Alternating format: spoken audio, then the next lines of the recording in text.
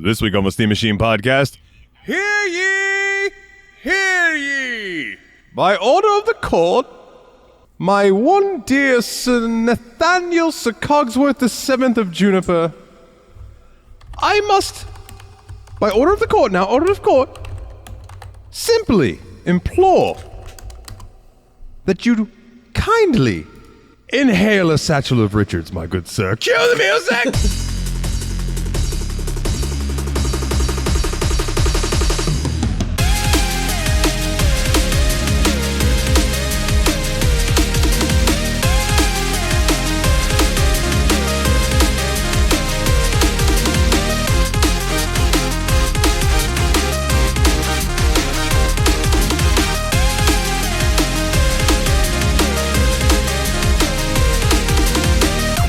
Hey everybody, and welcome back to another episode of the Steam Machine Podcast. My name is Dalton, and joining me this week is both half of the Destructo Bro.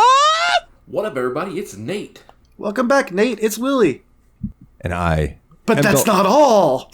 And I am Dalton, and joining us also, the man, the myth, the legend. He'll puzzle ya, and if you get him drunk enough, he'll guzzle ya. One, Mr. Dane. Puzzles. Dane, how you doing, bud? Doing good, and now everybody knows why you keep inviting me on the show. Well, just letting them know that Dalton pays well, so. Gotta keep them in the know, man. How you boys doing, man? Let's start with, I haven't heard from Nate in the longest. So, Nate, how you been, man? What's up? You know, absolutely nothing new with me since the last time I've been on this show.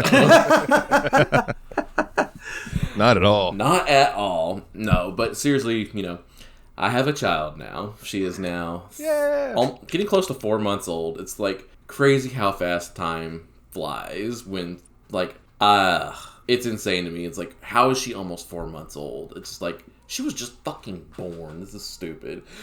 So it's just like, wait until you blink and she's 8. I'm not looking forward to that at all. It's like, I already miss certain small things about when she was a few weeks old that she doesn't do anymore. Just like, how? Like, it's crazy.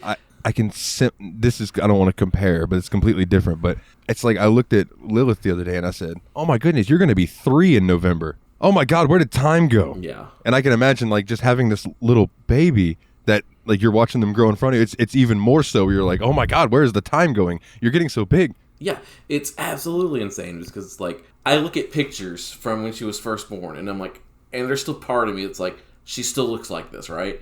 And I'm like, no, she doesn't. Like, she's like this long at first. Now she's like this long. I'm like, how did this happen? It's like, I don't know.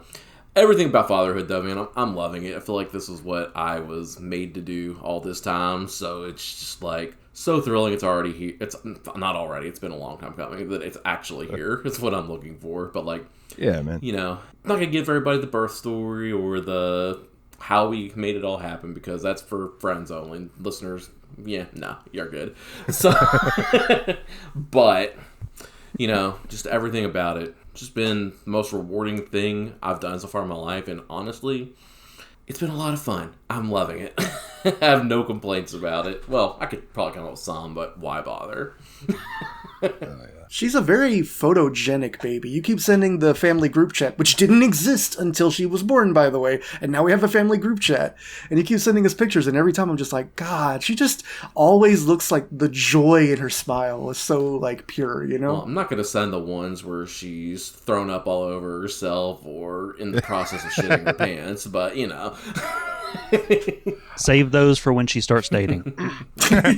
I definitely adored the one because when we sent you the little onesies, which apparently the sizes were not right on. Yeah, dude, but the size was terrible on those. But when you said, I was like, oh man, she looks so cute. And I bet now she's probably too big for any of that. Like, just growing like a weed, you know what I mean? Like, and it just warms my heart that she's our first person who ever wore the new Steamy. Oh, it was baby girl. Oh. Yeah, so. It's a second generation steamy head now. Yeah.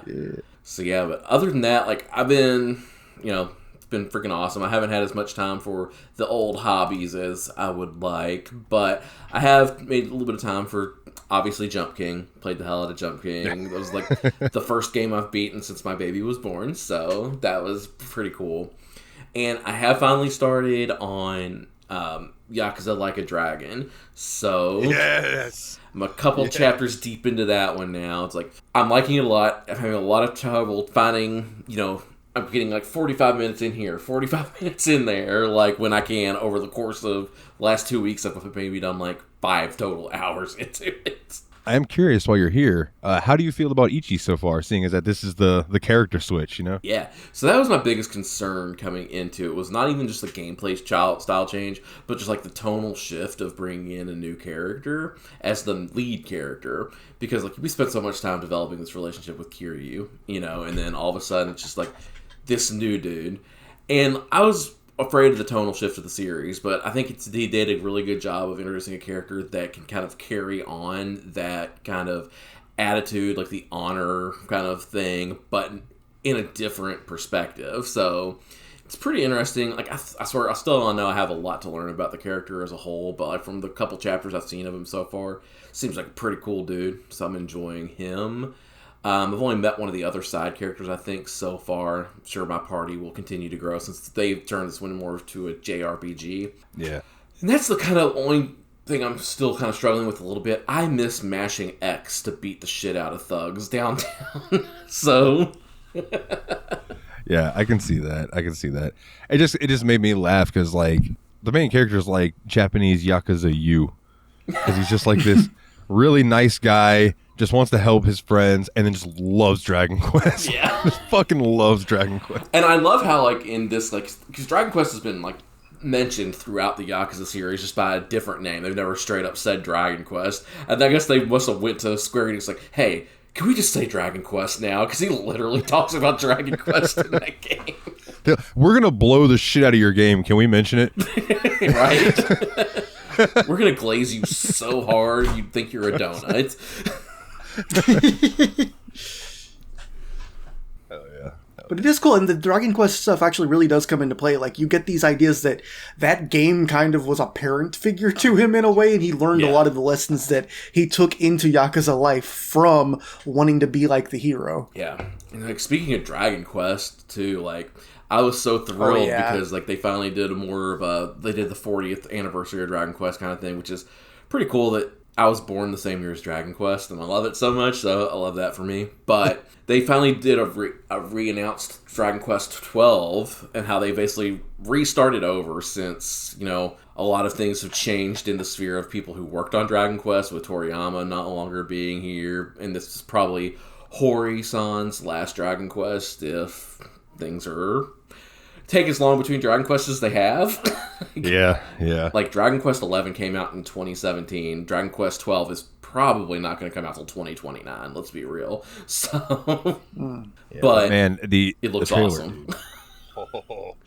When I saw it, I was scrolling through Facebook, and the Dragon Quest Facebook page that I follow posted, like, Dragon Quest 12, yada, yada, yada, re-announcement or whatever, and I was just immediately like, click on it, share to Discord. Nate, tag him, Turtle Bear Man. Bro, look at look at this. And, like, they announced 12 a few years ago with a completely different subtitle, and it seemed like it had a completely different tone. And I see people like, man, I was looking forward to darker tone Dragon Quest. I'm like, I'm not. Don't turn this shit into Final Fantasy. I like Dragon Quest. Yeah, Dragon Quest is the very, like, gung-ho fantasy. Dun, dun, dun, dun, dun, dun, dun, Yeah. It's not like Final Fantasy can go the deeper, darker route. Like, keep Dragon Quest just like your Saturday morning anime cartoon, like, type thing, We were so hyped up about that, I missed the other announcement that came out on Dragon Quest Day, which was they're making a new Dragon Quest Monsters game. Yeah. Yay! That's a series I totally want to get into. Yeah.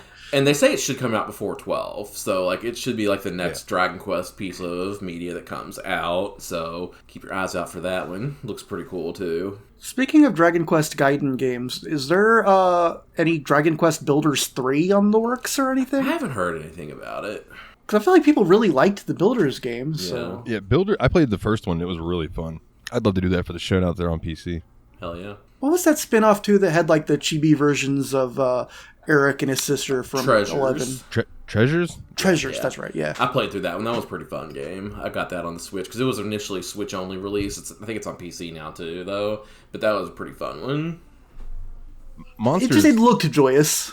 Monsters is the Pokemon style one, right? Where you collect the monster collector? Okay. And that series dates all the way back to the original Game Boy, so, like, it's been in the Pokemon, like, the Mon adjacent sphere for a really long-ass time. Absolutely. Yeah.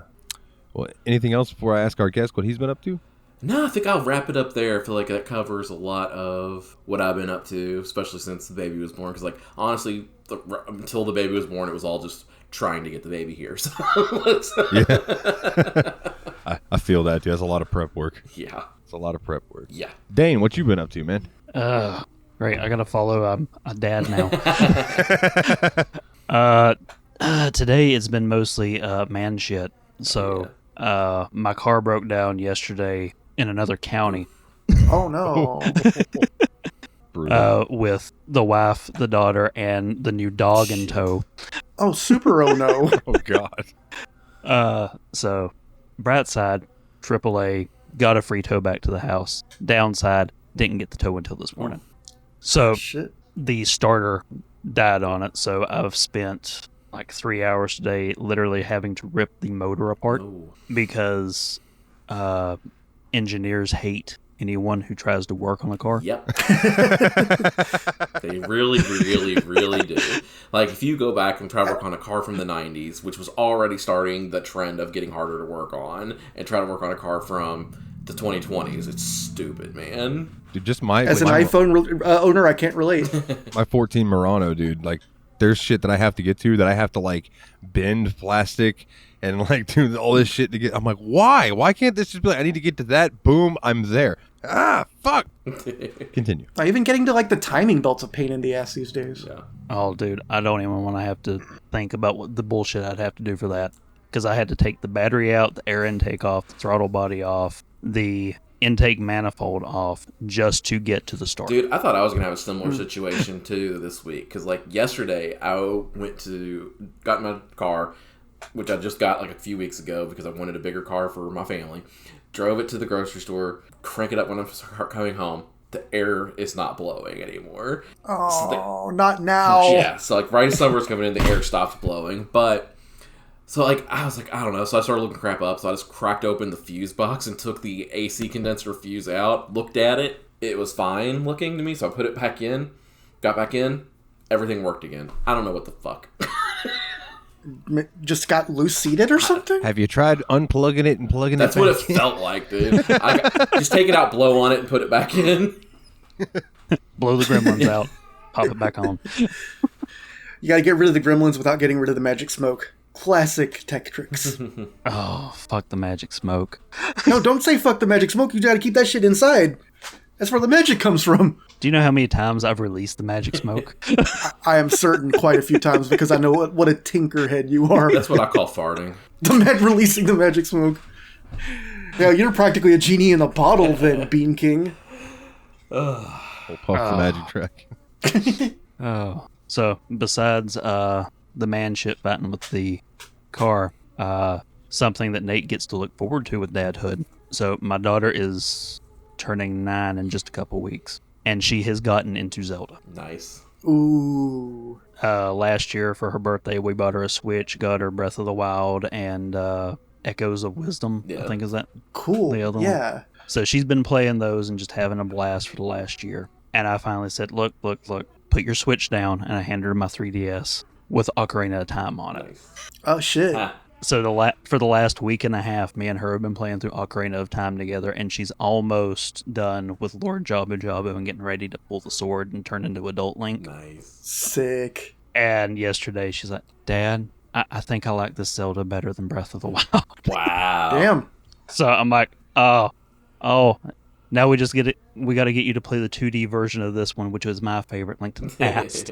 Yeah, I was going to say, if she prefers Ocarina, there's probably pretty good hope that she'll like the 2D style dungeon crawling. It's so crazy dungeon because, crawling, like, but you know what I mean, Dungeons of That's Puzzles. so crazy because, like, I love Breath of the Wild, right? I think I like it more than I like Tears of the Ocarina Kingdom? of Time is what I was going to say. Yes, Tears of the Kingdom too. But yeah, like Breath of the Wild is probably my number one, and then Link to the Past might actually be my number two. Link to the gotta be a Past is hard my fight. number one, but Breath of the Wild, I made it off the plateau and played for about an hour, put it down, and haven't touched it since. I can see it because it doesn't have like a lot of direction, and like it was like the first Zelda game to not do that, which in some ways made it a lot of fun, in some ways made it feel like, oh, another open world game. Because, like, that was all the rage. So, like, I can totally see that. Because, like, it's an open world game without as much, like, storytelling, direct storytelling at least, as something like Red Dead Redemption or something like that. Yeah. Now, granted, I have not tried it again since discovering that there are open world games that I enjoy. Because I thought the Elden Ring was the exception for the longest time, and Jeff convinced me to play Grand Theft Horse. Yeah. And I did enjoy it. So now I'm okay, maybe I wasn't fair to it, and I will give it another shot eventually. Maybe you were fair to it, though, because I've tried to get into Skyrim like 10 times now, and I can't. I've tried. I want to, but I can't. I literally did everything in Skyrim except finishing the Civil War storyline, trying to like it, because everybody was just sucking that game off so hard when it came out, and I just could not do it. And I concluded that it's Bethesda's style of open world that I don't like. There's a reason I don't play those games without an absolute ass ton of mods. Yeah. And it's like mods are what make those games. You know, it's like if I went back and played Starfield right now, I'd probably go find all of the Star Wars mods I could so that like all of the troopers and stuff walking around are stormtroopers and stuff like I think that would make it more enjoyable. Starfield hates Desperately Mondays. trying to make it interesting. Nice dude. Love star lasagna. Stazania. Oh man, I know I know a place it's a diner at the end of the world. We can go order that. Ah, the restaurant at the end of the universe, Milliways. That's at the other end of the universe. So long, and thanks for all the fish. That's true. For nerds. Oh man. Nerds time. Anyone want to quote Monty Python, you know? Shrubbery. Neat. Been playing anything, Dane, besides Jump King? Mostly Ocarina of Time with the kid. I did have another foray doing a couple of speed runs on Void Stranger just to get the initial taste of Jump King out of my mouth. But, hopefully we'll be talking about that on Spectra Approved soon.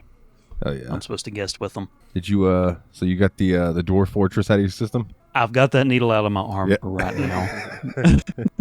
But I have been getting that wrist itched. So I'm probably going to pick it back up. And I just started a world in an evil biome to wreck my shit. So I guess I should have give it a shout out in our Patreon section now that I think about it. Oh, tremendous. All right, well, Willie, I know you got a list, so I'll run through what I've been doing real quick, and then we'll end with you. Yeah. I made some notes because I had so many things I wanted to cover that I had to write them down. So, since we last spoke, played a little more Windrose. That was fun. Got an actual ship and like a crew, and I think I talked about that last time. Actually, now that I'm thinking about it, because with the shanties and stuff, I love it. Yes. I got Conan Exiles because I really respected that they released like a Unreal Engine 5 update and then released it for free, unlike Ark that just released an entire new game for you to buy. And Can I say the one thing I know about Conan Exiles before we go any further? Yes, because I know what it is. I know what it is. Go ahead. Dick Sliders. I was about to say Dick Slider. Yeah, Dick Slider. And let me tell you, yeah. I did not max it out because when you max it out, you have a hilariously, cartoonishly large dong. Goku, you have a tail? No. So you really are tripoding at that point. Yeah, I mean, it's like probably, what would you say? This is like a grapefruit baseball, probably that big around. Softball. That's about a softball. About a softball, and it's probably like what, maybe 12 to 14 inches you can make it. So it's just this big hammer hanging in your bag. It's a fucking club. You should be able to use that as your first weapon. Glue together 8 of Gonzo's nose. But I just couldn't help but think if you made your dick that big, it'd be clipping through all your armor and stuff. And I didn't want that. So I gave him an adequately large penis. Because you still got to make it large, you know. No, make it super small and your character's super buff, and now you have RP fuel.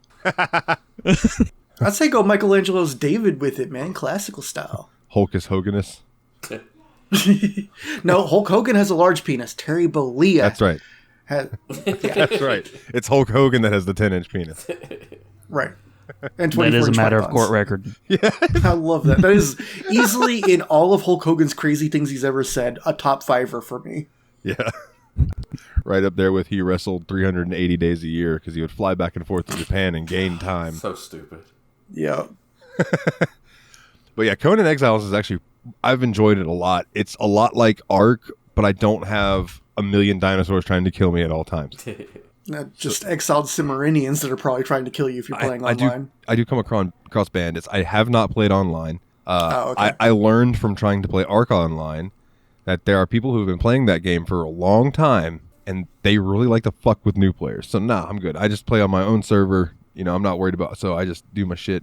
There's NPCs that I can hire to do things. I'll get to that eventually. I played the game for the show this week. I've been playing a little bit of another game. Oh, we already announced that. Never mind. So yeah, I've been playing the Final Fantasy VII, getting into that. Waiting on Crimson Desert because they just keep putting out updates and patches that keep adding shit just because I guess they feel like it. So I'm just waiting till they're done doing all that. So I have this game with all of this shit in it, and then I will go in there and play it. But I've been thinking. But there's fish breeding. That's one of the things that blows my mind is that they added now. Because players were doing it in random ponds, they added where you can build ponds in your camp area. And then when you go and fish and you catch fish, you can go and release them in your pond. And if you release two of the same kind of fish, I don't know if you can distinct between male and female or if they just nature finds a ways it.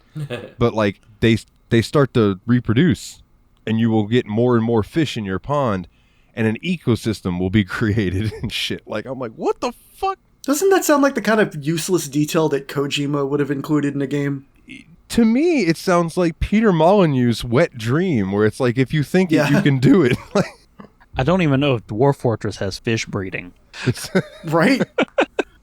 It's just wild. Like, I've seen videos of people, they'll go and they'll collect bees, and they'll just get like 200 bees in their inventory, and they'll just like go into a tavern and release all of the bees, and then just watch the chaos unfold as all of the NPCs react to the bees being released in there and shit. Like, not the bees. Yeah. I was going to say one weird trick. Nick Cage's hate it.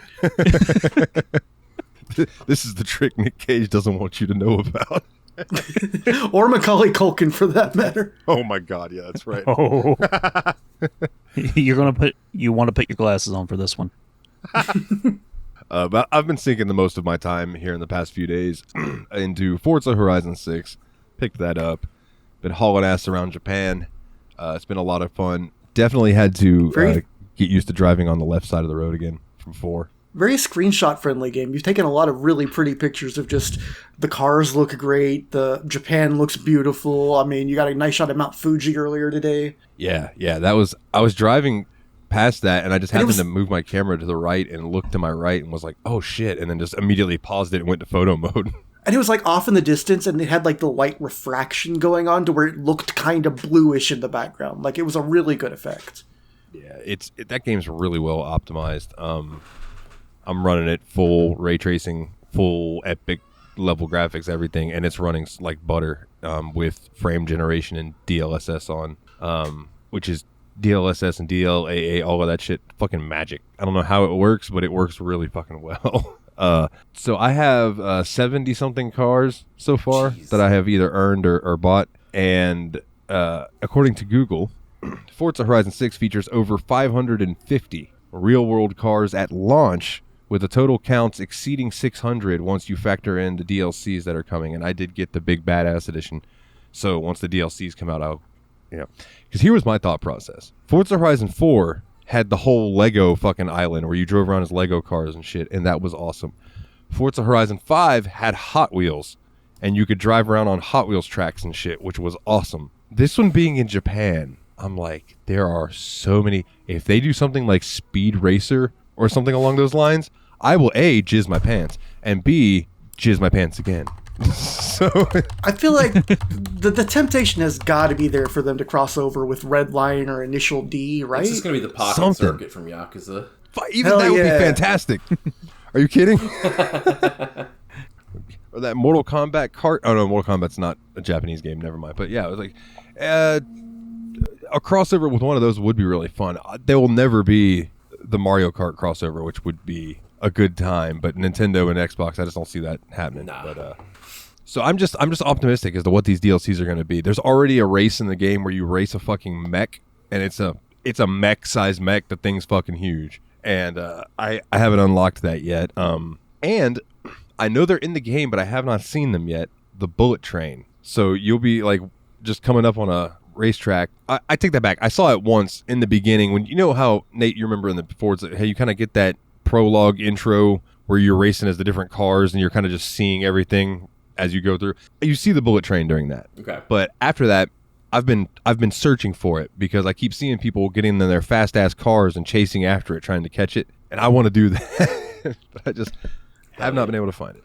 Now, I'm not an expert on the Japanese Shinkansen, but don't they reach like a high fraction of the speed of sound on the land? Yeah, they would go about 300 miles an hour, I think. That's crazy. There's a clip that I showed my mom and dad the other day that I love, and it's these, I think they're Japanese reporters, and they're reporting on a new like magnet bullet train type thing.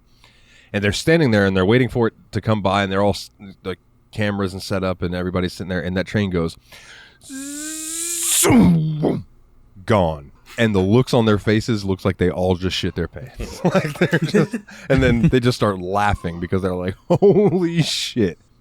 To comprehend something going that quickly by you that isn't like a plane is wild. I'm just imagining those English train spotter types that keep little journals and look at all the cars and stuff as they go slowly by. Those people who had to write real fucking fast if they lived in Japan. Right, they'd have to develop a shorthand. Like, it's like, but yeah, that's basically that's what I've been up to, other than work stuff, which I don't feel like getting into on here. So, Willie, what you been up to, my good sir? Oh man, I've been all over it. Should I start with games or should I start with stuff from life or what? Whatever tickles your butthole, my good sir. I think I have slightly more game stuff. So I got a lot of games to report back on that I either finished or played through enough to want to talk about them in the last time I was on. One of them I'm interested in because you said that you think that I would enjoy it. Yeah. So I'm going to start off with Doom Wads because, that's how I roll. I finally got around to the classic Z-Doom Wad Pirate Doom. Played through it on Hurt Me Plenty continuous with starter level saves, and that is one of the most fun Doom experiences I've ever had. Like all the graphic and sound editings to make the monsters like pirate themed, like putting like a eye patch on the imp and a funny hat on the Cacodemon to some much bigger changes like the peg leg on the Archvile is like a. Oh yeah. Did they? I don't remember if that's what they did or not, but they really should have because the cyber pirate with a peg leg. Because he already has a cybernetic leg, so that's so thematic. That's really smart. They also they replaced some of the weapons in there too. Like there's no basically the first weapons like the pistol is a faster pistol or whatever. The shotgun and chain gun are basically those, but instead of a rocket launcher, you have like a portable cannon, and then sorry. You have you can throw dynamite, and then you have cannons for the number 6 and number 7. No, 7 is dynamite. BFG is replaced by dynamite. The cannon and the plasma cells are replaced by there's cannons that you can shoot. One of them that shoots like a big one that does a lot of damage, like a heavy ball, and the other one shoots like brrr, brrr, like fast shots. Hell yeah. And you're rarely low on ammo in it. You get a lot of time to play with all these fun weapons, and it's just really nice. And there's even like cool stuff like alt fire, where a lot of the weapons, if you use the alt fire, you'll be able to swing your cutlass, so you can do melee attacks without switching to melee, which is kind of a nice little bonus. Sweet. The level design was really good. I liked just generally speaking, the art did a really good job of getting there's a lot of influence from like N64 games too. Like even some of the areas are themed. Like there's a couple of door textures from N64 platformers, for instance. Like one level uses music from Banjo-Tooie. Yeah. A lot of it feels kind of like at one point I was like, this level kind of reminds me of that one Rayman level that took place on ships. The Rayman 2 level, I mean. Willie, did you know, and this has always blown my mind, they called it Banjo-Tooie because it was the second game? Yes, I did. But they didn't call Nuts and Bolts Banjo 3, which is why nobody likes it. That was a thing. That was the reason? Yeah, that's the sole reason. That was a thing on Factory Sealed where Dan always said, if they'd have just called that game Banjo 3, it has sold millions. So I'm telling you, came to that conclusion completely independently. I agree. Thank you, Dan. Big ol' handshake across that big ol' ocean. And even like the music in the game, like it basically reused a lot of video game music, so a lot of it came from Monkey Island games, and there were several Monkey Island references throughout the game. Even the final boss was a Monkey Island reference.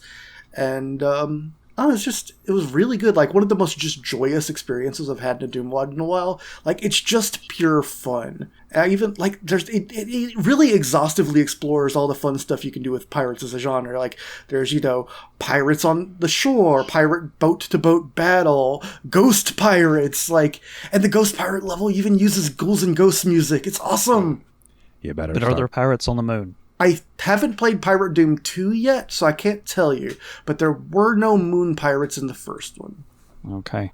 Moon Pirates of Phobos. Hasn't exhausted them all yet. I'm not certain. I think that this Pirate Doom came out before that was a news story. You better start believing in ghost stories, Lassie. You're in one. You said urine. Yeah. You're in.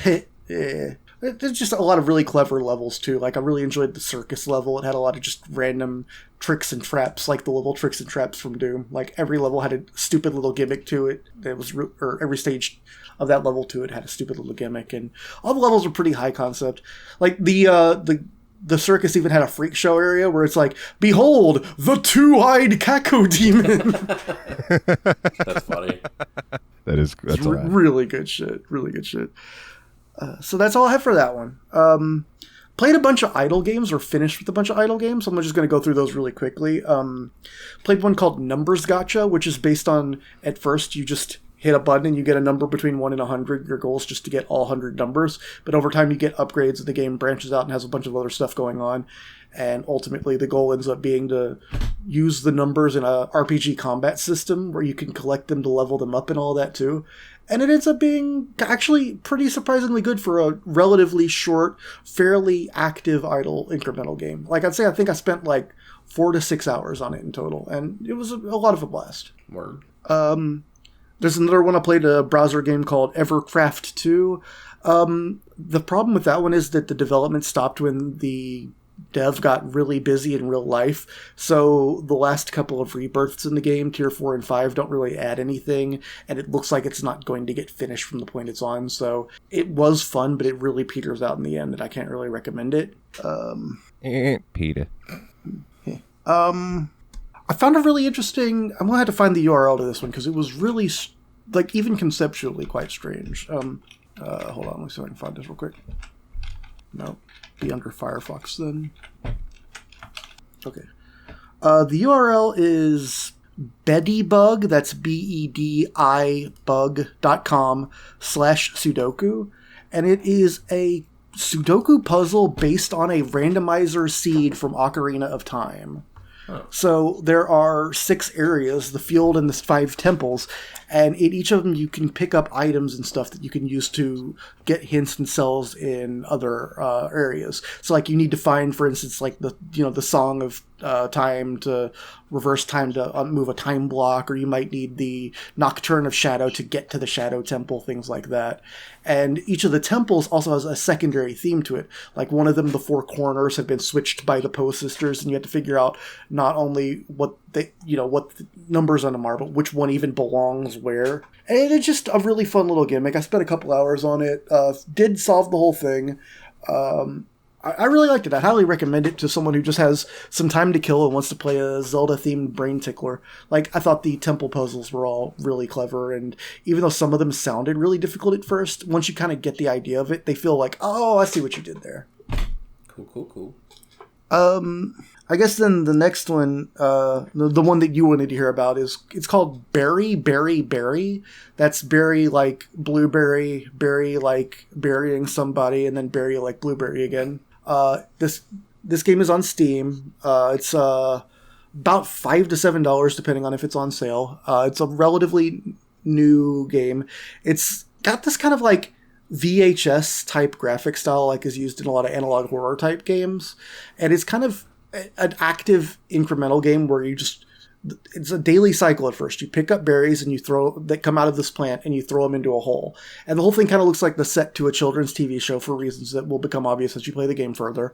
And as you throw the berries in the hole, you get coins, and you can use the coins to get upgrades. At the end of the day, which lasts like 50 seconds at first, and you can get upgrades to make it go longer, everything suddenly goes dark, and you're warned, get to bed and bank your money before something happens. There's like some horror theming to it, but it's not really a horror game. But it is a game that unfolds a lot in a way that I want to say what games it reminds me of, and any attempt to tell you that would be a spoiler for those games. Yeah. Yeah. Fair. But if you're expecting like a Doki Doki Literature Club twist, it's not that. It's a different twist. I just don't want to say the big one it reminds me of, because there's a chance there are still people that haven't played that one yet, even though it's been out for a while.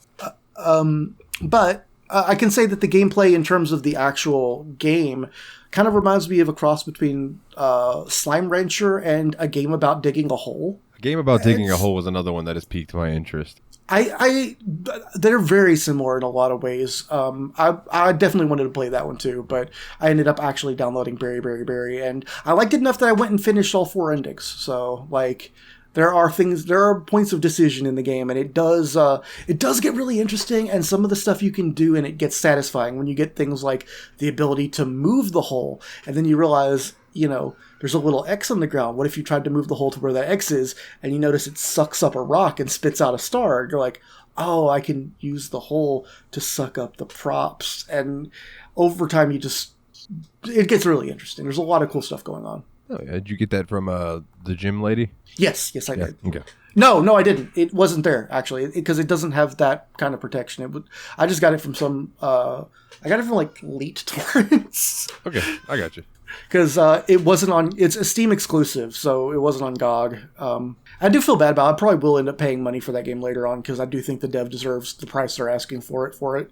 I just didn't have money at the time, and I didn't want to say, hey, will somebody buy me this game when I'm supposed to be playing a game for the podcast?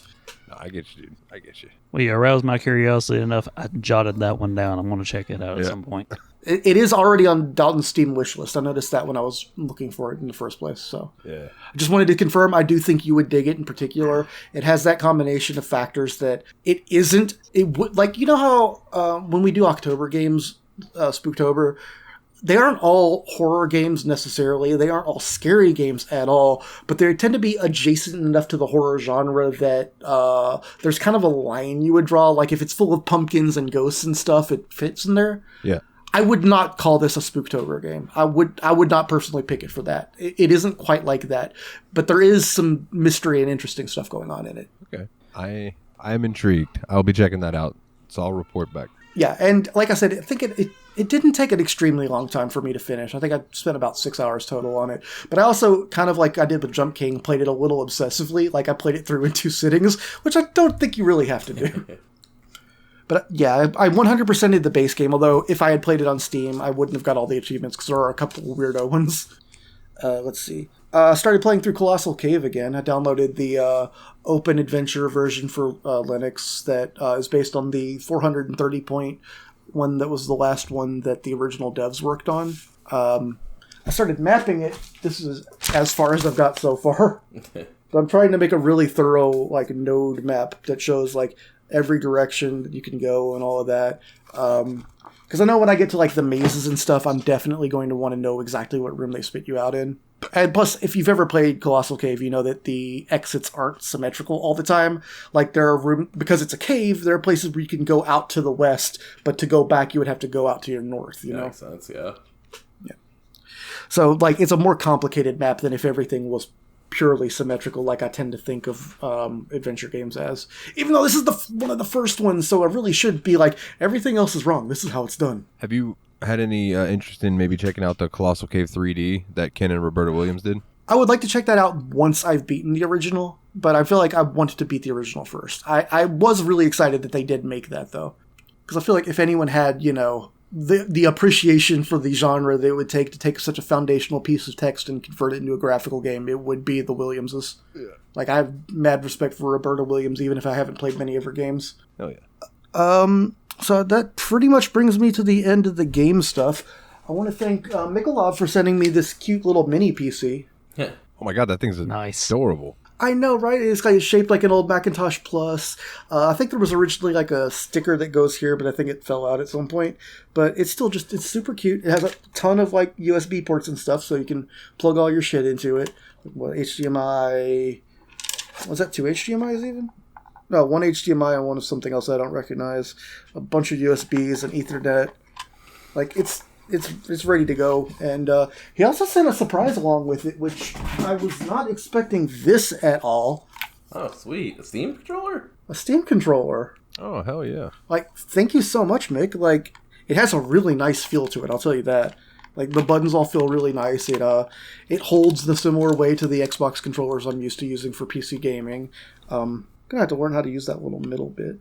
It's neat. Yeah, I've been eyeing. I just like it. I've been eyeing that new Steam controller, man. It looks fucking sweet, but I don't know if it's $80 sweet. Yeah, I typically don't splurge on controllers until, like, my controller habit, Nathan can attest to this, is to buy $25 PowerA Xbox controllers until one of the buttons stops working, and then to buy another one. Yup. Hey, but if it works, it works. Until it doesn't. Yeah, it's just it has led to some very frustrating nights though, because I rarely have a backup plan. So a lot of the time we're in like Rocket League or Brawlhalla or something. I'm like, Nate, I can't press jump anymore. Help! And because a lot of the time we're playing in the evening, ever since the pandemic and they stopped having 24-hour Walmarts, it's not like I could just go to the store any hour and get a new controller. Real quick, did you guys? Speaking of Rocket League, did you guys see the big announcement from Epic about Rocket League? No, what are they doing? No, what's up with Rocket League? So Rocket League is getting a new update. Okay. Now, listeners, if this was fake internet bullshit and I fell for it, I am becoming an old man. But there was a pretty convincing fucking trailer for it. So it's like a new Rocket League, a new era, yada, yada, yada. It goes through all this stuff and it's showing it and it looks really fucking good. And then it shows the Rocket League logo, and then it comes up U6. Oh. Yeah, the reason that Rocket League didn't really have as much active development as people wanted is because they were changing what Unreal Engine it was running on. So yeah, this is something that they've had in the works for a very long time. So, here's my question. There are so many games that are Unreal 5 that have issues because it's on Unreal 5 and they're already putting out Unreal 6. And this is such a physics-based game, too, that like, so many things could go wrong. Yeah, so I'm very intrigued how that's going to play out.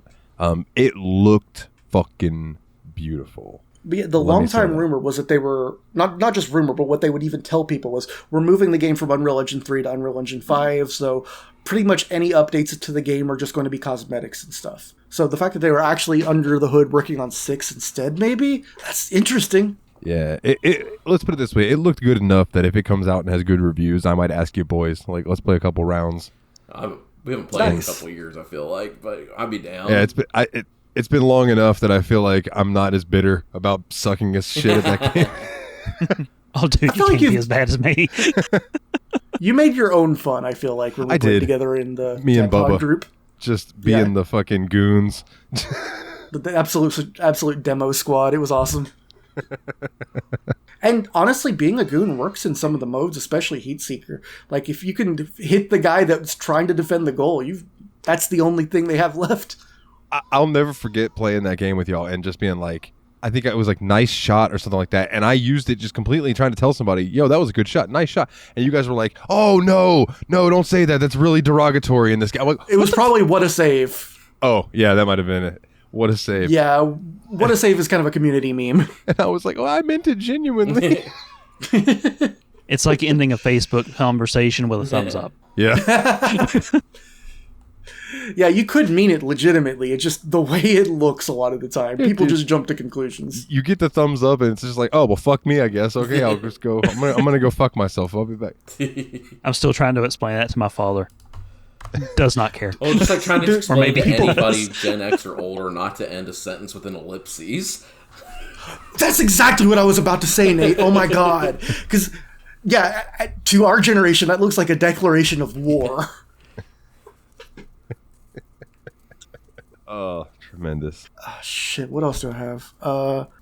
That's pretty much it for games. I've been getting back in the Uber Eats delivery the last couple of days, and I've had some excellent shifts. And then I have one weird thing that I wanted to bring up that started on, I think, what day was the 22nd? I guess Friday of last week. So I was just looking out the window, and I saw a bird outside, and I yelled, "Bird!" at it, and it flew away. And I was like, I kind of wonder what kind of bird that was. So I got online, typed up descriptions and stuff, and found a website about birds. I'm like, So it's a grackle. And then while I was there, it was the Cornell Labs website. And so I saw that they had an app that lets you identify birds by sounds called Merlin. So I downloaded that app to my phone and went outside and started looking around. And that app is a freaking miracle, dude. You can it's just Shazamming birds. That's actually awesome. Like, it can pick out the different kinds, and it can pick them out like multiple at a time over top of things like car noises and things like that. Like, I went outside, I'm like, how are there 14 different kinds of birds that live here? I didn't know there were 14 birds. You said it's called Merlin? Merlin, yes. I'm going to check that out. I'm going to tell my mom about that. Super. Yeah, anyone should download it. It's one of the coolest things I've ever seen. And so I just started looking for birds, and I started to recognize like the sounds that like grackles and robins make. And now I've ordered some binoculars, and I've started making physical notes, like writing down wrong notebook. So now you're an accidental ornithologist. Exactly. Yeah, I got kind of into bird watching. Calm down, Audubon. Okay. Oh, is that the bird book? Bird book. No, I have 4 memo notebooks. Oh, there it is. It's closed. That's not sure I recognize it. Just knocked my thermometer down. You see, like, I make a bunch of notes on what I've seen and all that. And, like, each day, take some notes. It's been pretty fun. That's cool, man. I haven't got a lot of different birds seen yet because I'm trying to be absolutely certain before I write them down. And, like, a lot of sparrows just kind of look the damn same. Sparrows and finches, buddy. Watch out. Well, at least I'm looking forward to catching a goldfinch by the eye, because those guys, like, that color is unmistakable. Oh, Goldfinch. They did that Superman song. So, it's one thing just hit me, and I got to go through it real quick with you guys, and then because I never brought this up on the show that I can remember, and if I did, oh well. A couple weeks ago at work, me and Hannah are just in the lobby talking, and our fill-in manager for the time, Sarah, just goes, "Yo, come here. And she's at the front door. So we go running up there. Mm-hmm. To which we see a red pickup truck go hauling ass by. Boom. And then a cop. Boom. After him, right? And we're like, oh, shit. Okay. And then he goes, and I don't know where they went, but he comes back and he jumps the median.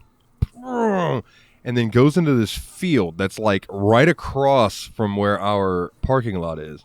And he spins in the field. The cop pulls his car up to the edge of the field, hops out, points a fucking shotgun at the dude. Get the fuck out of your fucking car right now. Get the fuck out of your truck. Dude routes him, drives through the field around the other side, and then drives. So cop jumps back in his car, hauls ass back after him. And they're going back and forth down this road. So I'm like, what the fuck is going on? So quickly, because we're still open, I run and go check drive-thru, make sure there's nobody sitting in drive-thru. And then I come back and I see him go zooming by, and then 1, 2, 3, 4, 5 cops. And I went, oh, he's fucked now. They're gonna fucking route him and do their procedure, and he's fucked. And they turned down this fucking neighborhood where we couldn't see anymore. And about 2.5 minutes later, complete silence. And I was like, they got his ass. I was like, what the fuck? So apparently, there was a block party. Dukes of Hazzards is now filming in your neighborhood. There was a Florida man is at it again. Truth. So there was a block party going on somewhere in Palatka. I don't work in the nicest part of Palatka. Let's put it that way. And there was a block party going on somewhere. And apparently a commotion happened. Shots were fired. And then dude got into his truck and tried to run over a big group of people. Oh. Like you do. So we saw the tail end of that, which was him running from the police.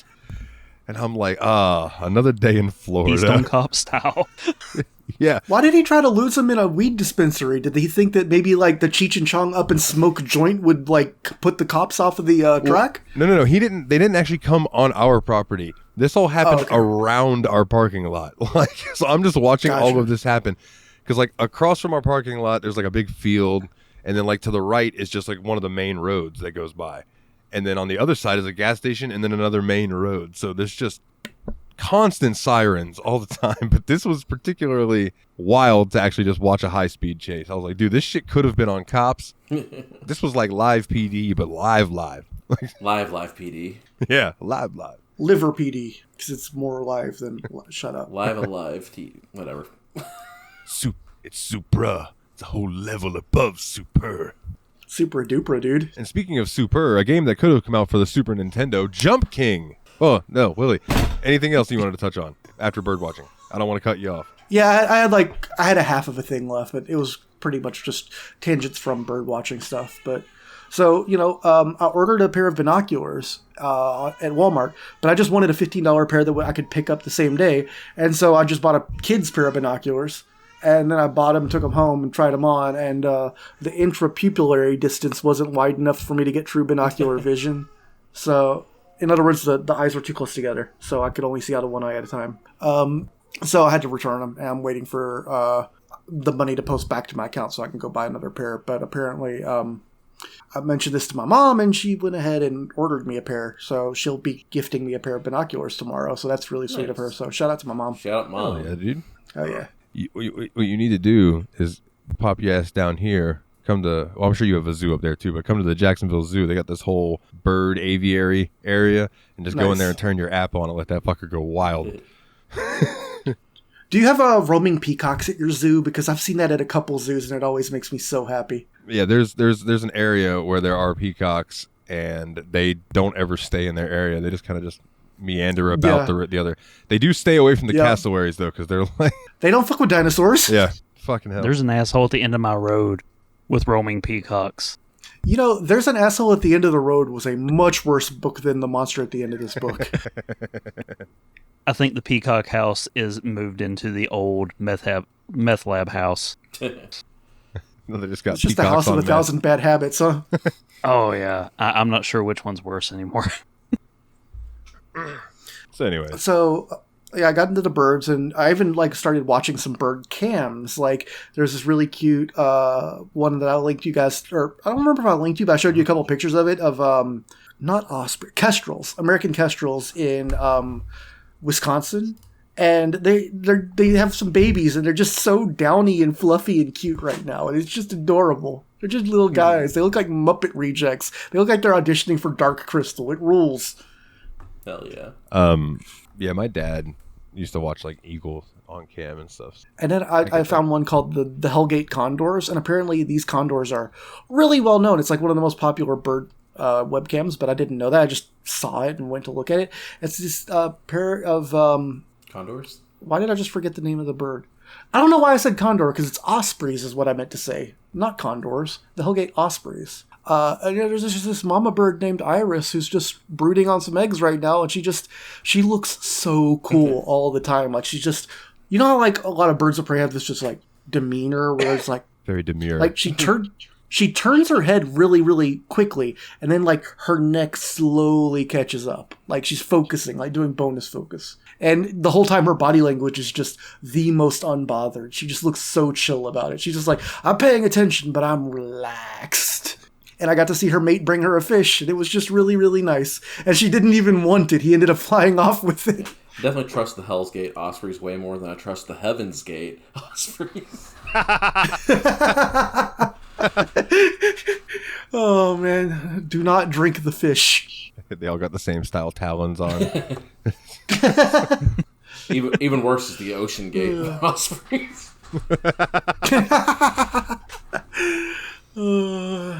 Oh, good lord. It's usually, they kick the fledglings out to fly or fall, not to sink or swim, but... Well, I mean, that's... Explode is also always an option. They, as a species, are just imploding, so... Actually, it is a really cool story, though. Apparently, they were one of the species that was really threatened by DDT when that was a big thing. And the fact that we, banned that is, helped their numbers really recover. There were, maybe 100 of this species left at one point. Damn. And now we can just watch them on the internet. They're a TV show. It's fucking awesome.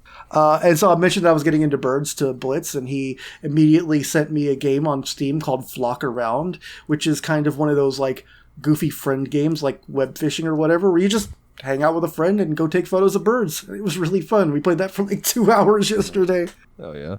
It's very Pokemon Snap-ish, too. Yeah, it's very... Yes. Because it has a grading system for the way that you get the photos. And it's if you want to get a better pose, and if you get closer to them and get them in the center of the camera, it's worth more points. When GOG did its thing when Steam was taking off dirty games for whatever reason, because credit card didn't like it or whatever. And GOG's like, yo, we're going to give you like 15 of them for free. Here you go. One of them is called... Oh, I know the one. Yeah, I haven't played it yet, but it's called like Sapphire Sphere or some weird shit like that. Sapphire Safari or something. And it's like Pokemon Snap, but with... Naked furries. Yeah, thank you. Like furry. I couldn't for some. Yeah, furries is a good way to put it. Yeah, naked furries in various ways that you have to catch photos of, and I'm like, the internet. Gotta love it sometimes. It's fun times. Fun times. Yeah, I haven't played it yet either. Wink, wink, nudge, nudge. I haven't played it yet, but if you have a platinum picture of a fox butthole, I'll trade it to you for 2 tigers. I'm doing it. Oh man. That's all I got for this week. I'm leaving now, bye. Well, speaking of the internet, a game that solely existed to just piss off the internet, Jump King.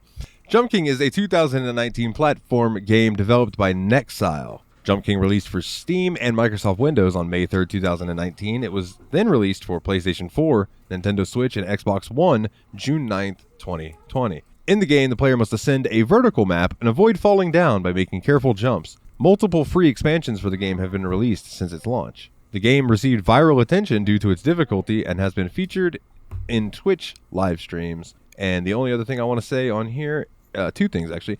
The player controls a king who can move by either jumping or walking. That is it. And the game difficulty and style of gameplay has been compared to Getting Over It with Bennett Foddy. Nate, this was your Patreon pick. Why? Yeah, so I need to know. So this is a game I've been aware of for quite some time now, and it's just always been one of those. It's like it just seems hilarious to me, and it got brought to my attention again recently because like I like to watch like Super Mario World ROM hack videos, and one of my favorite creators is Pangea Panga. Recently released Super Jam World 3, which was a highly anticipated ROM hack, and he ended it with the last level being a Jump King style level where he edited the mechanics in Super Mario World to where you could walk backwards and forwards and hold A to power your jump, just like in Jump King. And so Lord. He created an entire Jump King in Super Mario World, and I was like, that's hilarious, and I haven't thought about Jump King in a while. Like, I had never actually watched anybody play Jump King forward to backward and left for like 3 screens. Like, I'm going to play this game one day, so I don't want to watch the whole game. And it's never happened. Then, Dalton, actually, you were complaining recently about platforming in another video game in one of our group chats. That's right! For a medieval. And I was like, oh, this is just delicious. I know what I could do to mess with Dalton a little bit. And since I'm going to mess with Dalton a little bit, it's only fair if I'm going to troll Dalton that I also have to bring in another fella named Mr. Dane. Yeah. And fuck you very much for that. You made me... I loved when... Dane, I feel like we associate you with troll picks for the podcast at this point. Well, Mr. Campaign for DNF and Super Noah's Ark. Yeah, you're pretty much required for this crap Yeah, now. I do have a lot of crimes. This is purgatory. You're paying off some sins. You just keep actively accumulating them so you'll never leave. The two funniest... Oh, go ahead, Dane, and I'll say them. I was just going to say, next time, if you want to get even with me, Nate, just let me know, and I'll come to your house and you just kick me in the testicles. Because you have trolled me so perfectly with this. You not only picked something that was going to infuriate me the entire time I was fighting with it, but that I would not give up on and say, fuck this shit. Yeah. You threaded that needle and ruined my week. I kind of understand your brain a little bit because me and you are both those guys that were like, yeah, we're doing every single thing in Hollow Knight. Like, me and you were both like, yeah, we're going to do all this garbage for God knows what reason and 100% it on Steam. Why did we do that to ourselves? Who knows? But I knew if we did that, I could get you in on this too. The funny part to me was when Nate pitched this, he had us guessing, right? And then Willie got it before me, and then somehow I think finally got around to figuring out what it was and looked into it, and I said, Nate, did you pick this game because I was bitching about the platforming in a medieval? And Nate just goes, yup, in all capital letters. And then he says, and also, I would like to prove that patron games don't always have to be 80-hour RPG, which just really cracked me up. And then we talked about getting Dane on. I'm like, okay, cool. So I send Dane like a little screenshot of us talking about like we should get Dane on. And I'm like, hey man, we're playing this game, Jump King. Would you be interested? That was not how you pitched it. Oh, was it? No. Okay, then tell her from your side. He messages me. He's like, hey, so Nate pulled a Patreon pick, and I think that no one's going to like it. Do you want to play it too? And I'm like, what's the game? Or do I have to agree first before you tell me? And he goes, no, it's Jump King. So, I'm driving at this point, and I'm like, maybe I should stop texting and driving. So when I finally get around to stop, and I pull up a small clip of this, and I watch like the 30 seconds of gameplay, and I just message him back, this game looks infuriating. I'm in. Yeah, and that's just so the whole way that this game came about with Nate being like, I'm pretty sure you're gonna hate this, but we're gonna play it anyway. Here you go. And then being like, Dane, you want to join? Oh, this game looks infuriating. I'm in. All of it was absolutely hilarious to me. Like, I had to bring it up because I just fucking loved how this all came together. Yeah, an open troll. There's a pretty famous sign that's near some dangerous piece of equipment in some science lab somewhere. I've seen the photo. I don't know where it is. But it says, warning, not only will this kill you, but it will hurt the whole time you are dying. Jump King. So I want to get everybody's first impressions. But firstly, I do want to say I am odd man out this week. You three beat this game. I was beaten by this game. Did you ever make it to the top of the drain? Nope. Nope. And in fact, well, okay. So Nate, you picked this. Give us your first impressions and such. I'm gonna open the game real quick and see what my stats are for not getting past the drain. Yeah, my first impressions were exactly what I had anticipated it would be. Like, the thing that was so funny about it to me was like, oh yeah, these first couple jumps, this is easy. This isn't bad at all. But that first time you hit that jump just a little bit off and fall down a cold screen, you're like, oh, I see what I'm in for now. It's just like, because like, it doesn't feel like it's going to be crazy. Like, you make those first few jumps like, oh yeah, why is everybody saying this is a difficult game? You make it a couple screens up and you're like, oh, I see.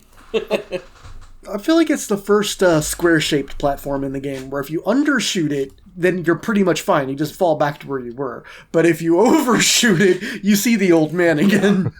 And that's one of the funny things. Like, the game has a good sense of humor about itself, too, because it knows what it is. They know what they made. They made a rage game, and they put this old man at the bottom that every time you fall down to the bottom again, he just kind of has some quippy bullshit for Stone cold shit. And it's just like... And I just remember, like, within, like, 15 minutes of playing, I was like, I was having the time of my life. I was laughing my ass off at how funny it was every time I fell. That's like my first impression. Okay. Willie, what about you? What was your first impression? So I had the game slightly misexplained to me, so I had a little misunderstanding going into it, which is I thought that the only mechanic was to jump. That is, I didn't know you could walk back and forth. So my first impression was, oh, this is a lot nicer than I expected. What a kind game. Then I got a couple screens up, fell once, and I was like, yeah, okay, I think I see where this is going. And I just immediately kept playing for like an hour. I was just like into it. I was like, I kind of want to see what's on the next screen. This is a pretty good screen. I want to see what's on the next screen. That was the thing about the game. I just like, figured out a screen up, you're like, I need to see what's next. I don't want to stop just yet because I want to see what the next screen has in store. And like that just kind of kept happening to me over and over while I was playing it. It also felt like really satisfied early on when I would experiment with a jump instead of being satisfied that I found a way to beat it and found a more repeatable way that you could like do the full charge jump. I also thought it was extremely kind of this game to have a full charge jump that immediately pops instead of letting you like arbitrarily charge for as long as you wanted. Like if you do the full charge, you jump immediately, so it helps you with your timing. You know what it feels like to be like an eighth of a second short of a full jump. Yeah. Okay. And then, Dane, what about you? Before I actually pulled the trigger and bought this game, I dicked around because I was like, is this on any of my things that I've accidentally purchased this game already? And I discovered that a couple people have made free browser versions of this game on itch.io. One of which has like built-in cheat codes that you could invert gravity. And I'm like looking at it, and this is giving me a false impression of the game because I'm like, oh, this isn't going to be half as bad. And they didn't get the physics right at all on those free versions. I did find, while I was looking for stuff to talk about this game, a game called We Have Jump King at Home, which is a full Python re-implementation of it. That's nice. But yeah, very similar to Nate. Made it through the first screen. I'm like, oh, this ain't that bad. Made it through the second screen. I'm like, oh, shit, this really ain't that bad. And when I fall, like I think it's the third screen where you have that first short jump where you've got a very, very low ceiling to get through. And I immediately botched that and managed to tumble all the way back to the beginning after a brief chuckle at the faceplant sound effect. It's a really good animation, too. The dude falls straight on his face, just hits you with a bit of nasty NES 8-bit chip noise. Like, and he stays there until you put an input. Like, he will just... In fact, and the old man goes, I thought you were jumping to the top. The one thing I'd really love to is if you do a jump out of the faceplant pose instead of a walk, it will not change your animation until you jump. So you can just be faceplanted until you immediately jump. It's not helpful for trying to actually time your jump, but it is really funny to see. Yeah. But all I could think is, are there going to be soft checkpoints, or am I going to be risking falling to the beginning of the game from the end of this game? It's kind of interesting the way the game answers that, I feel like. So, I'll run through mine real quick, and then we can cover the part that I know, and then I get to listen to you guys and hear more about it. So, I loaded into it, and I'm like, oh, I really like this graphic style. And I immediately see... It's a really nice-looking game. I see workshop, and I'm like, okay, I'll come back to that. So, I load into the game, and, you know, there's a hot babe at the top, get to the top. I'm like, okay, cool, I love hot babes.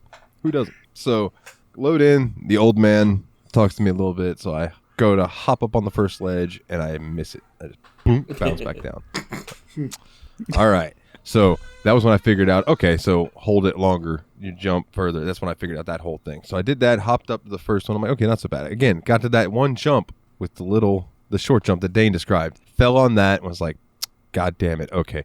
Made my way back up there, got across that, got further up a little bit, and then went to make another short little jump. Just slightly missed it by like overshooting it and just all the way back down to the bottom. And I alt F for it. And I played something else for a few hours, and then I came back to it, and I got like another screen up and fell all the way back down to the bottom, and I alt F forward. So like that was my first few until I like was able to sit down and be like, okay, let's do this. I would say my first 4 or 5 sessions were like 5 minutes each, because that game I was just getting so fucking frustrated.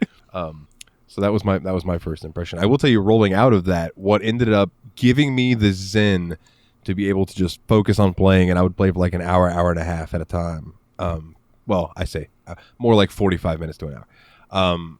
Was I would put on Good Mythical Morning. So I was watching Rhett and Link, and they were making me laugh. Well, this game was just infuriating me, but also making me laugh. And that was the thing, is I was mad at falling, but I was chuckling about it because that goddamn faceplant animation just makes me laugh every time. And there's just something like really bastardly about it, to where when you fall, you're like, oh, I can see exactly how you orchestrated this to trip me up for making a really common and obvious mistake. You fuckers. Yeah.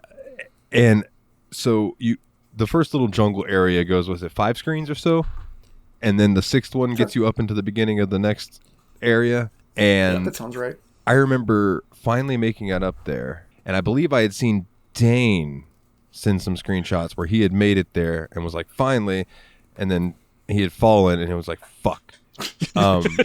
So I finally get there and I'm like, that was the story of the game. Yes, I was gonna say all of us have moments like that where we send a screenshot saying like, I did it, and then immediately like 2 minutes later send a screenshot of face planted 10 screens down, like, fuck. So I should have known that this was where my doom was sealed, right?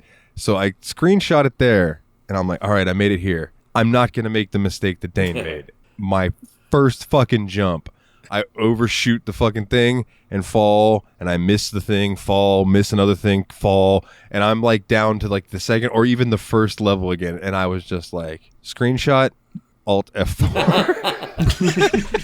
That's the thing that's and I went to Discord. I think that's one of the most brilliant things about this game is the way that it's like, it makes you feel like there's a platform there. Maybe I'll hit that and I won't fall down to the next screen.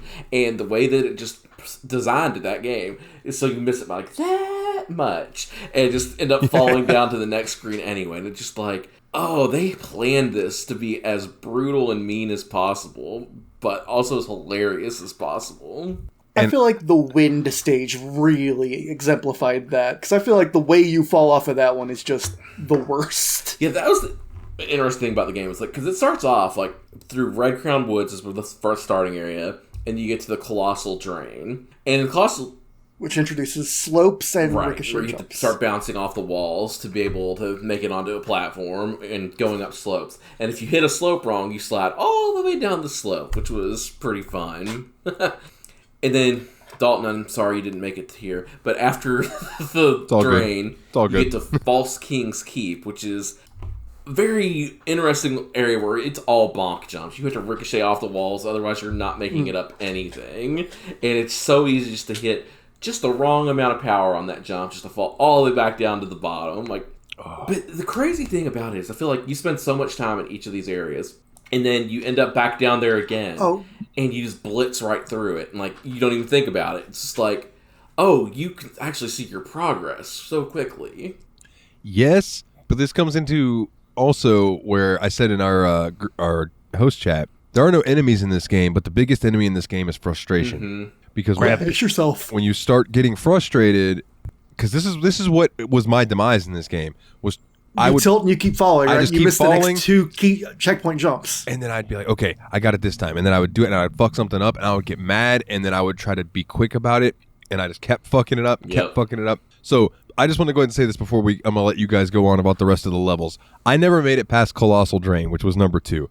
I put in 4 hours, 4 minutes, 32 seconds, and 683 milliseconds. I have 3,704 jumps. And 508 falls, and I never made it past the second fucking area of this game. Do you want to know how many areas that's out of, by the way? Was it 10? I think it's like 8 to 10, yeah. I think depending on whether you count Windswept Cliff as its own area or not. Man. So, yeah, this game would take me a year to beat, dude. Because there's one level called Windswept Cliff that is like one screen, and then it changes names on the next screen up. Yeah, it's so interesting.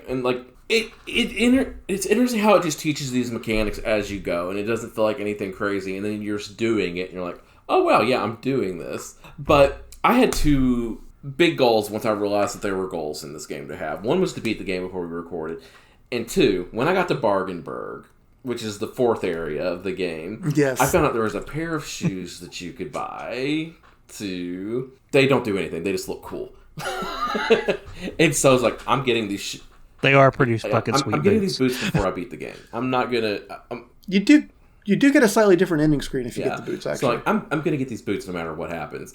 Little did I know that you could get the boots. Like there's a bird flying around that's holding this gold ring in its mouth, and you have to follow it all the way up to the second to last area.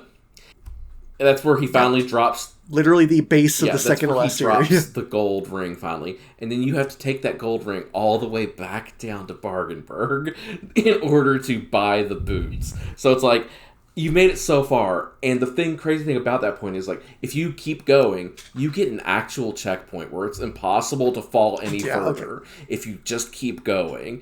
I was like, the very next screen. And I was like, no, and. To make matters worse, Dane can attest to this because I sent him screenshots. I was like, fuck you, Jump King. I jumped all the way back down to the old man and started from the beginning to buy my boots again. Now, did you know that the old man has dialogue that's based on how high up you went? So he probably had a special line about you getting the ring or something. I think so, yeah. Huh. Now, here's the best part about the particular troll with the ring is that carries over in your inventory to a new game. So you can beat the game, and then you'll start the game off with the ring, and you think, oh, fuck yes, I can get up to Bargainburg and buy them boots. But the game is programmed that no matter how many rings you start the game with, he always wants one more than you have. That's a great troll. That's twisted. And I'm like, this fucking game. I love this and I hate this. And me and you, Dane, we kind of talked about this a little bit. How I was like, there were certain spots that we looked at where like you had trouble with and I didn't, and then there were parts where I had trouble with and you didn't. And it's just so interesting how like different parts of the game were just like kryptonite to one person but not another. And then I think you actually forwarded me a screenshot that Willie had sent you where I was like, how the fuck did he get on that ledge? I didn't even know that you could make that shit. That was towards the end of the game, like up at the areas called the Blue Ruin. It's the ice part where they introduce ice physics. Fuck. And Willie had jumped onto this little ledge, and he was like, "How do I get to the next ledge from here?" And I was like, "I don't know how you got to that ledge." Poor Dalton right now. He's going through the stages of grief on the ice physics that was notion. instant. Well, here's my thing. Nate picked this to troll me because of something I bitched about in a medieval, and then like didn't even know that in Koromon I would be bitching about the ice puzzle shit from sliding around. Like, why did we bring this over from Pokemon? What the fuck? Can't this just go away? And then now I'm finding out, had I gotten further in this game, not only would it have been platforming and jumping and shit, but there's also ice. And that's after you get past the area with wind physics. Oh, god damn it.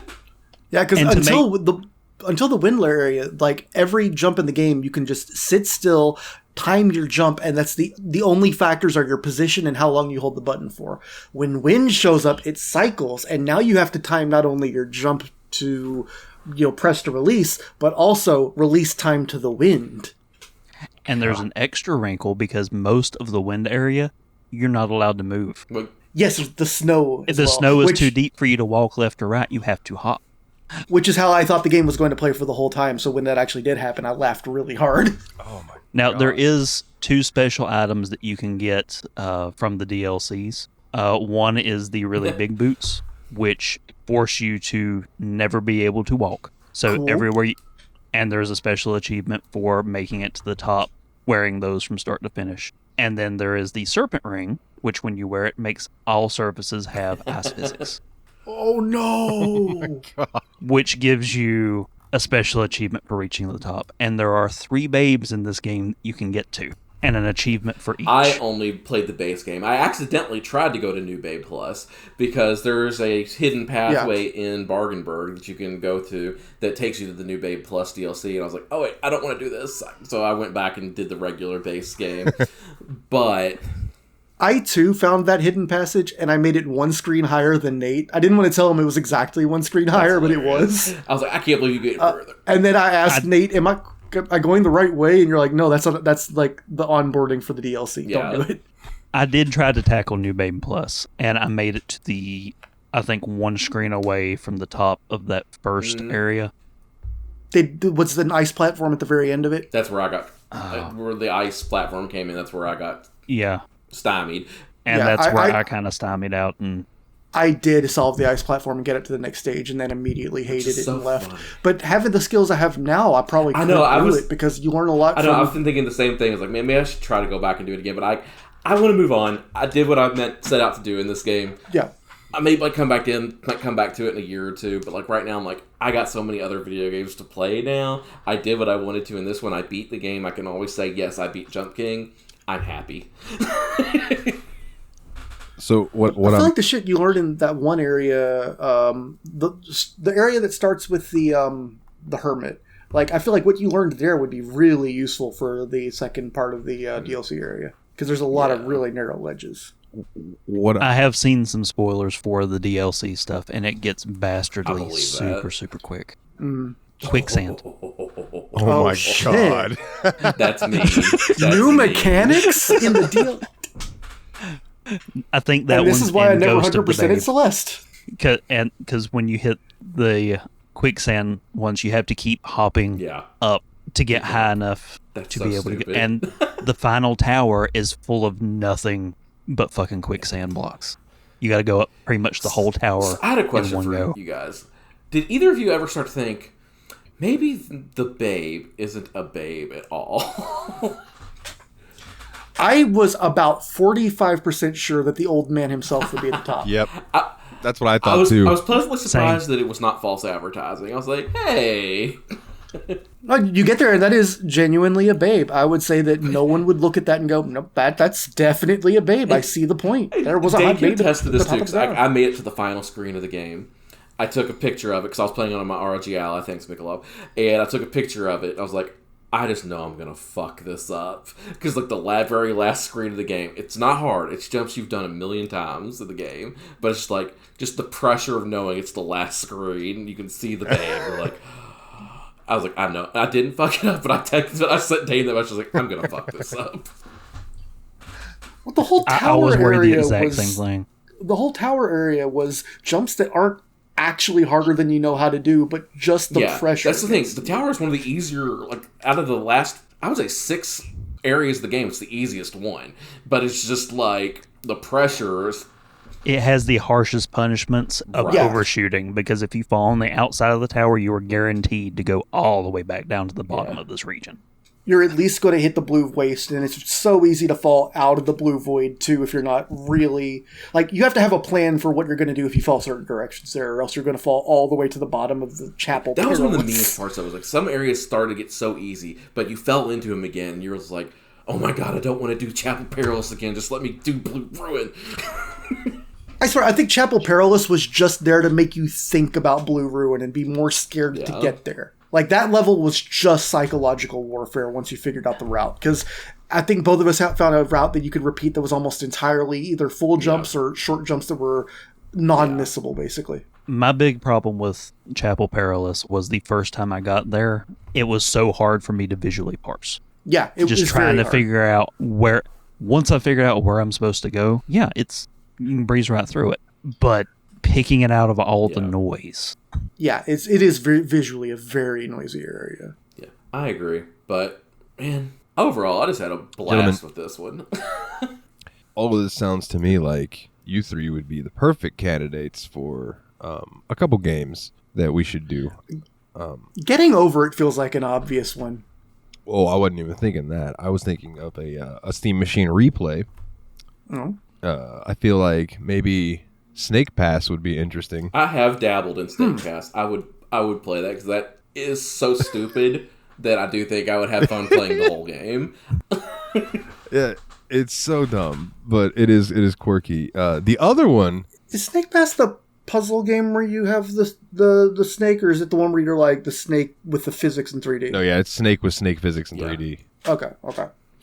And I'm thinking of Snake Bird or Snake Cat or something as the puzzle game. Since you guys are such proficient professors at 2D platforming now, I mean, I really think that we should at some point do Mortal Kombat Mythology Sub-Zero. You stupid freak. So, maybe I'll chuck $20 at the patron sometime. You could rope me in for that. I would be willing and able. I would play it, but don't expect mercy out of me. I'm not going to be ironic with it. No, it's just like if I threw Special Forces. I fought my way to the end of that game when I was a kid, and son of a bitch, damn. You are Quan Chi. I am Lin Kuei. There's so much cheesy shit in that game. It'd be so good. Me Charzan, you Jane. FMV goodness. Oh man, is there anything else we wanted to touch on about Jump King, gentlemen? We could probably do final thoughts and ratings, I would imagine. I feel like I do want to ask you guys one important Jump King question. Did you guys have a favorite bastard jump in the game? Like one that was just seemed like it was really rude, and then if you missed it, it'd fuck you up, or is that what you're... My favorite is the one out of the ceiling of the Chapel Perilous. Oh. Where if you don't figure out the way that you can jump on top of the roof in one move, then you have to do a very specifically timed ricochet jump. I never figured that. I only did the ricochet jump. So that you actually can, if you go the other way is also hard because it's pixel perfect in the placement. You have to get to the very last pixel, but then you can just full send towards the chapel roof. And you'll glide up and you'll kick off. I accidentally did that like once or twice. Like, how the fuck did I do that? I thought it was a gameplay bug, so I was like, I'll take it. It may be, but it's fairly My repeatable. favorite one was actually an early Game Bastard jump. And it was the one that was like, you finally made it to the Colossal Drain. It was the first screen on the Colossal Drain where you had to do the jump up from the Red Crown Woods onto that first platform. I overshot that jump many times and ended up way back down at the bottom. Like, I'm sure that was one Dalton experienced quite a few times as well. So like that was where I learned in this game. It's often better to undershoot than overshoot.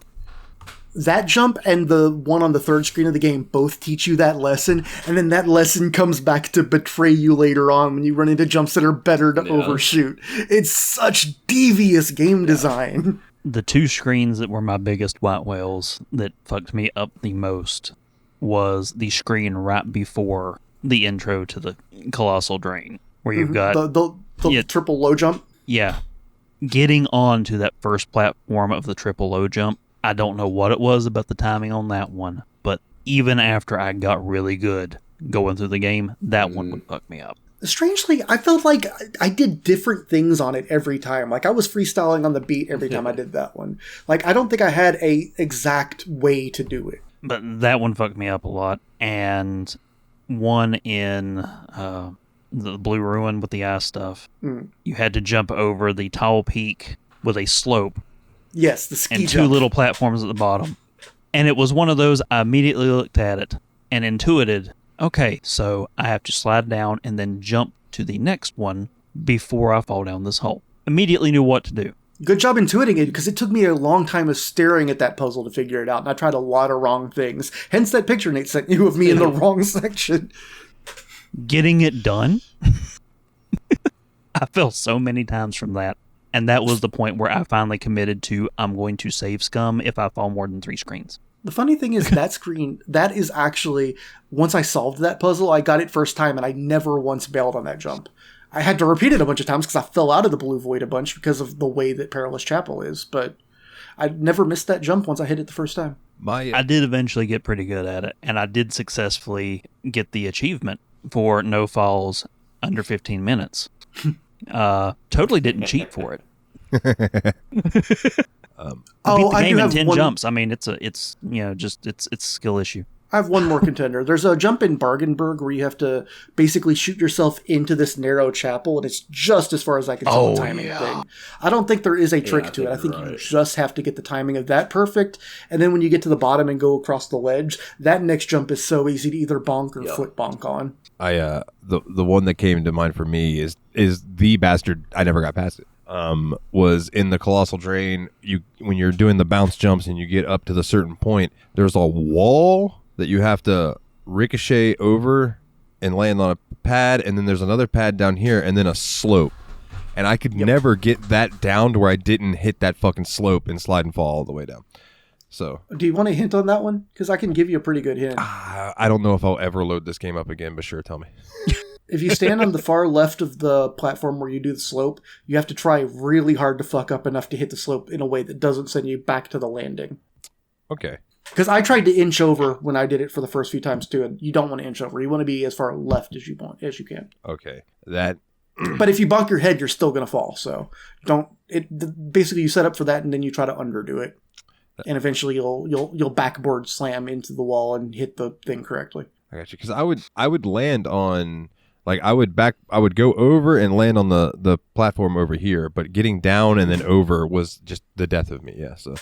Yeah. I'd also recommend holding right when you try to land that jump, because sometimes you'll have a little control and slide down if you didn't hit right. So, do that. Fair. Now, if you really want to feel inadequate as a man, Dalton, just pull up a speed run of this game. God, I can imagine. There was a big deal about people trying to get the sub 4 minute speed run for Jump King. 4? 4 minutes? Fucking hell. What are they? Just pixel perfect jumps every time? I've watched them and I'm like, dude, you have spent so much time. We've got a running gag on Media Dump. Some people really like trains. Yeah. These are people. Like, they do nothing but Jump King apparently. I don't know how you can get that good at this game.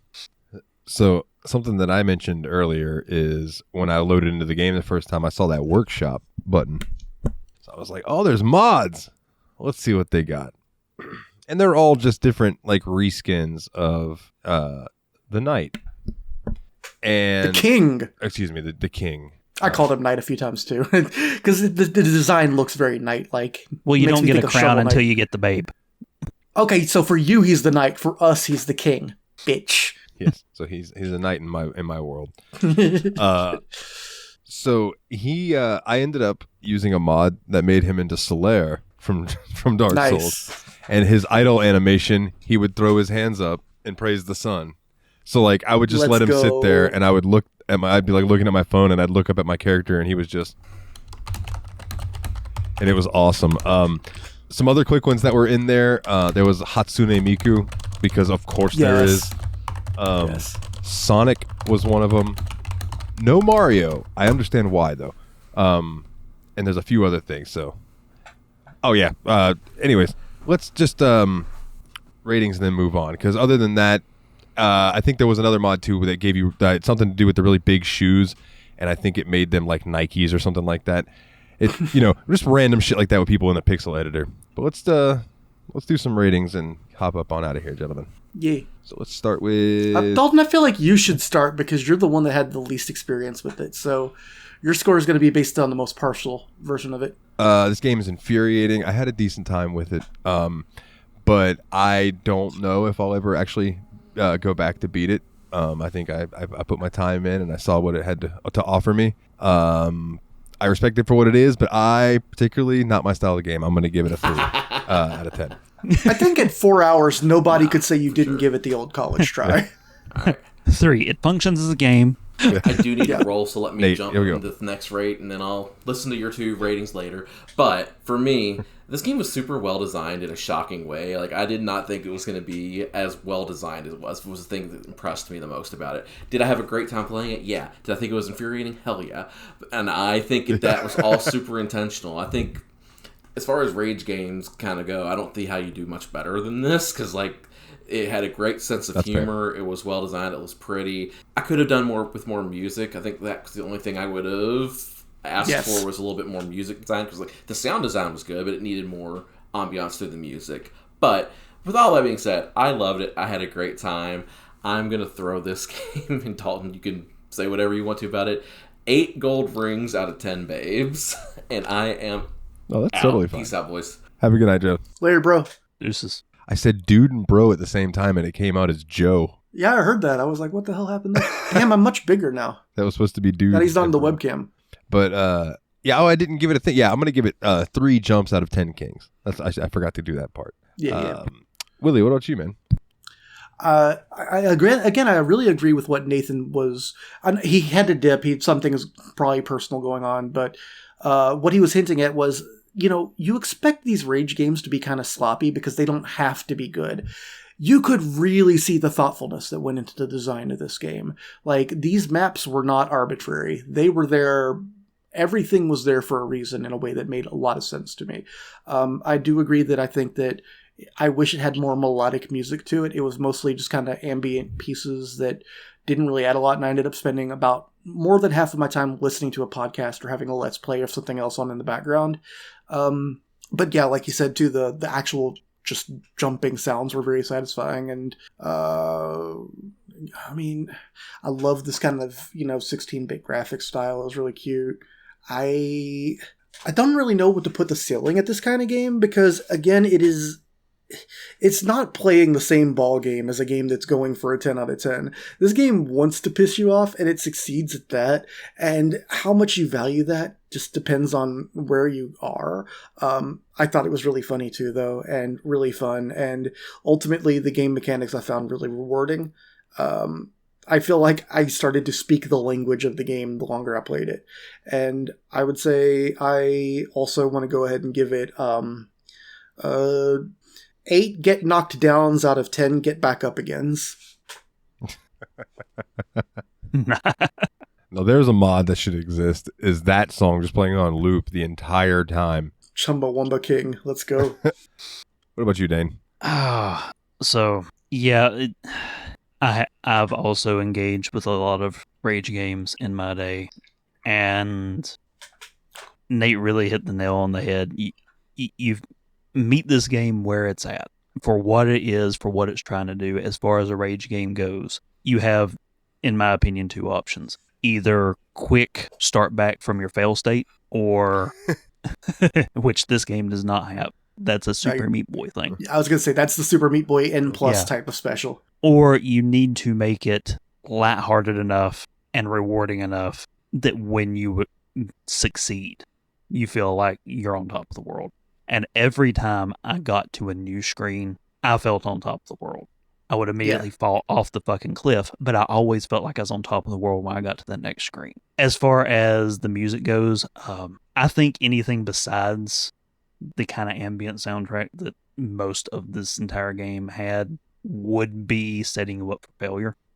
I guess a little like goofy Super Mario Brothers music would eventually get repetitive and annoying in a way. I think that it would run the risk of either getting you too pumped and you're starting to try and jump with the beat and you're going to fuck up, or you're going to get frustrated with something repetitive that's more melodic. So That's true. I think that the soundtrack was very well suited.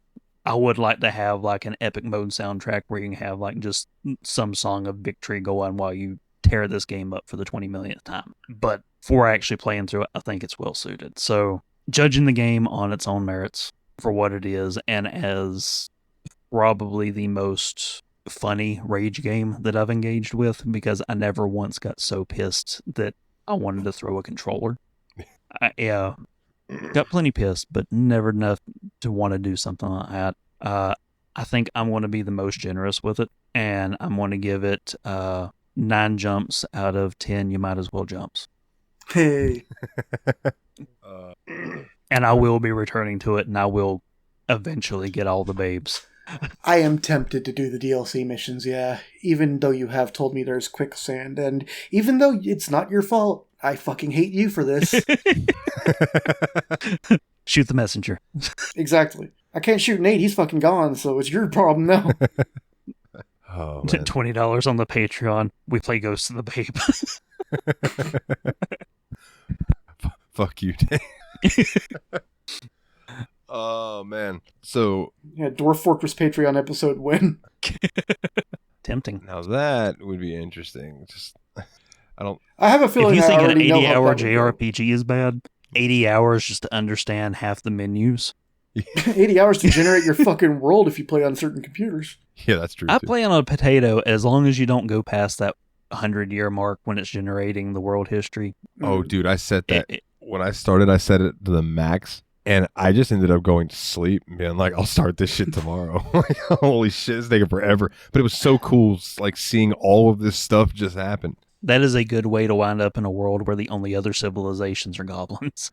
Does everyone just get extincted over time? Yeah, like the way the world gen is set up right now, it really gears towards goblins will just kind of overrun it, just by virtue of the fact that they don't die from anything besides murdered. Besides being killed. Whereas dwarves find a bunch of fun new ways to die every time you play. Like, you can't drown a goblin, you can't starve a goblin, you have to stab it. I mean, they say stabbing is nature's starvation. We'll go with that. I like that got like 8 seconds of real-time silence that Truncate is going to eat. I like making jokes that cannot survive in it. Yeah. Oh, Jesus. All right, boys. Well, we got the show ending notes and all of that jazz. The house cleaning, as they call it around here. Dane, plug your stuff, man. So you can find me if you really enjoy my nonsense, along with Jeff, who's a duck, and Dalton has joined us as our resident permanent guest host on Dane and Jeff's Media Dump, available where all fine podcasts are sold. And me and Dalton do have intentions to bring back Grumpy Jeff's Pro Wrestling Power Hour, so keep an eye out for that. We are going to be starting back up. Shit's finally starting to chill out on my end, and I'm going to have time for it. For sure. I'm excited for you guys to be able to talk about luchador skeletons again. Yes. And then I know we talked about talking about the Hogan documentary and that And it'll also give me a reason to like start picking nights during the week and being like, hey, if anybody wants to come pop into watching wrestling, I'm going to put on some classic shit, give me things to talk about for the show and stuff like that. So it's be a good time. Willie, do you have anything you would like to plug? I just wanted to give another shout out to the Merlin birdwatching app. It's called Merlin, spelled the way you think it is, like the bird or the wizard. It's really cool. Like I said, it is basically Shazam for birds at this point. It is so functional and so neat to see it in action. Aside from that, it's May the 29th. So everyone have a Merry Christmas. And a Happy New Year. Pleasant Shitty Kwanzaa. old year. Well, on that note, if you would do us a favor, leave us a review over on iTunes and Spotify. It really helps us out, helps people find the show, helps out the algorithm, all that good jazz. You want to join the Discord? That's where all the cool people come and enjoy the shenanigans. bit.ly/TSMP Discord, all capital letters. That'll get you an invite in. Come join in on the shenanigans. Check out the website, bit.ly/The Steam Machine Podcast. The Patreon, though, if you want to support the show and help us keep the lights on around here, patreon.com/The Steam Machine Podcast. $1 or more a month gets you the episodes early. You get the banter in the beginning that is just for the patrons. And if you do $10 or more a month, you get that plus your name read on each and every single episode, like these wonderful people. Nate's Cogsworth, the 7th of June-iper, Jeff, the original Expendable, Mr. Syllables, Old Jeffy Lube, also he's a duck, the man who erased his nickname, now the Wolverine, formerly known as Logan Joreid, a.k.a. LittleLoManiac, Ariesoradam, shout out to his podcast, Spectre Approved, Team Retrogue, check him out over on YouTube, Mr. Puzzles Dane himself, Flyin, Brian, Doran Gray, and Fenris the healer from the Isles of Bama. Thank you all very, very much. You are very much appreciated. Shout out to everything that Dane just said. Check out a shirt, tsmpproductions.threadless.com.